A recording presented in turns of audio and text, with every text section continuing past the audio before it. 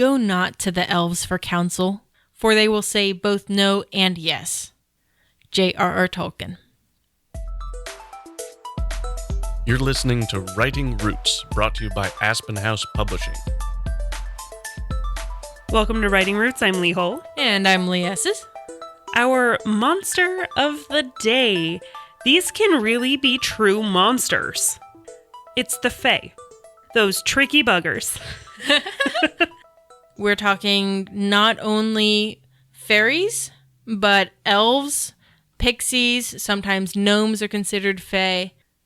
There are a lot of creatures that are vaguely humanoid with a little bit of a magical twist, and often have a very druidic nature in their style of magic. So we are calling them as a supercategory Fae. With the Fae usually comes an almost human appearance. They have the same general shape. They're a humanoid, but there's something different. There's something magical, mystical about them. A lot of times they're the people who wield the plant type magic. So if you go into a Fae kind of realm, they have their own homelands in a way, and they have interesting light. They are associated with interesting kinds of lighting styles and plant-based architecture. Bridges that are made out of vines and life in the trees and that kind of thing. Most of our monsters are going to be either animalistic or way above humans or a dumb version of humans. The Fae tend to be almost equivalent, if not for their longevity, and therefore they're able to be a little wiser in a lot of respects. But the definition and the traditions of what Fae are have changed and developed so much over the years. So in the 16th century, you had a philosopher, alchemist, toxicologist named Paracelsus who classified elves and gnomes as spirits of the air.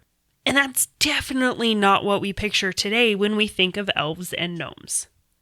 I think, like our opener quote kind of implied, Tolkien has redefined what elves are for us. Until Tolkien, almost everybody thought of elves as being anywhere between child size to the size of your fist. Tinkerbell size. Yeah. But now we picture elves as tall, elegant, graceful, walking beings because Tolkien redefined the word. And I think a lot of the references that I hear to elves in my personal life end up coming through Dungeons and Dragons. They have a very Tolkien style of elf, although I do believe in the version I play, they're slightly shorter than humans. It depends on the kind of elf. Going back to EverQuest, which was the first, digital version of D&D, this is where I got my definitions of elves. You had the high elves, which were very Tolkien-esque, tall, elegant elves. You had wood elves that were the shorter, more druidic-based elves. And then night elves, which are in D&D Drow. And if you wanted to listen to another episode talking about the character of elves, we did kind of mention this style in our Shoulder Angels episode, which was back in February, where we talked about the id, ego, superego. A lot of this superego stuff gets applied to elves. And that's why I am including Vulcans in the elf, mostly in just modern mythology. They're space elves. They play basically the same role in the story. You go back in history, and elves are more like Santa's elves. Small creatures there to help, or Harry Potter's house elves, where they're helpers, they're servants in some kind of way. But elves aren't the only Fae out there. Probably my favorite are the Tinkerbell pixie type elves in the movie Willow. They were called brownies. The little guys that just kind of make mischief.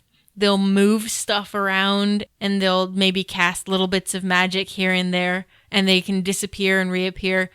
They apparently have a huge hankering for cream. They get drunk off of fresh cream. So you have your fairies, pixies, brownies. These are very Celtic in origin. There's a lot of those associations where you can throw out a handful of salt and they have to count every single bit of salt that fell. That's how you catch a pixie, if you're curious. Yeah. And if you want more research on that, there's a fantastic Supernatural episode. It's great. Fight the fairies. So you also have things like gnomes. Our definition of gnomes in the nerd world are different than the definition of gnomes in a lot of the normal world, because you have gnomes as in like World of Warcraft, D&D gnomes, and then you have garden gnomes. They're very different. But gnomes tend to be even smaller than normally a childlike house elf. And that's, I think, size is a big difference between gnomes and dwarves. But they enjoy the non-living parts of the earth, mostly gems and that kind of thing.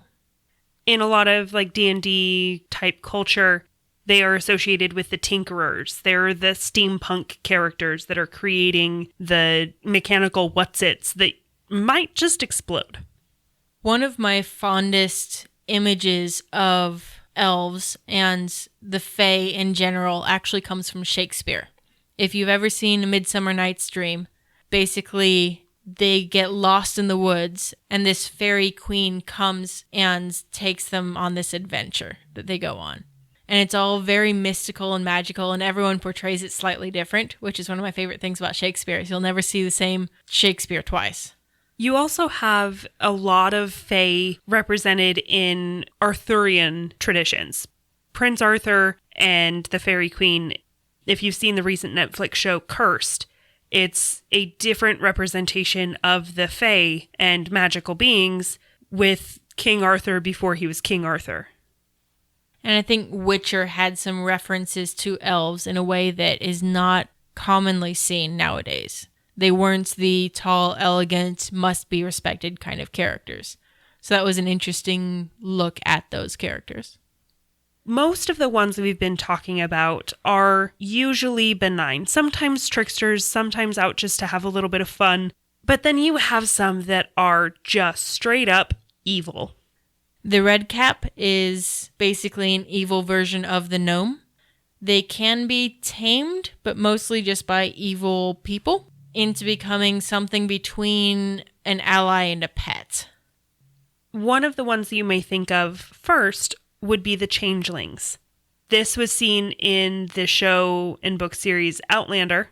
The idea that these beings will switch out a infant child with a changeling child, and they'll kill the human child and force the humans to raise the changeling child so that they don't have to do it. And in order to deal with the changeling, if it happens soon enough, they might be willing to trade the child back if you manage to figure out that it's not your kid before they kill your actual kid. You also have will-o'-the-wisps, and these are represented very differently in a lot of different media. So you have Brave, where the will-o'-the-wisps are treated more like light beings that are just leading her toward her destiny. But in a lot of classic traditions, if you followed the will-o'-the-wisp, you would die. They often hung out around bogs and swamps. So if you followed this light, you would end up stuck in this bog and you would die there. Historical basis for this. What actually was happening were gases from the swamp or bog lighting on fire, and it would just kind of flash and people would follow it and fall into the swamp. That's what actually was happening. One of the biggest questions with the Fae is, how do you deal with them? We mentioned earlier throwing salt on the ground will stall them, so they have to stand there and count every single one. A lot of the classic interpretations make Fae really vulnerable to iron. It'll burn their skin if they touch it. But mostly, I think the best way to deal with them is to just don't deal with them. Avoid them and never make a deal with a fairy. Absolutely. That's where a bit of the trickster magic comes in, which is very indicative of the fairies and the pixies. So if you are interested in writing fairies, writing the Fae into your story, remember that you aren't limited to what you've seen before. These traditions have changed and developed and become something completely new over the centuries. Pull from whatever part of it you want. That's what makes this fun. I think Fae will end up being a fantastic addition to a fantasy type world. They're one of those monsters that are incredibly social. They have that whole culture to themselves, that they're doing their own thing. So it's easy to put a drop in. Your readers get an idea of, oh, the world is enormous, but they have enough of an idea to just sort of set that concept aside. But of course, writing elves are also a lot of fun. And that's what it comes down to, really, is having fun with it and writing selfishly. If you have a question or comment for our hosts or a topic you'd like us to cover, send us an email at writingroots@aspenhousepublishing.com or find us on Facebook by searching for Aspen House Publishing.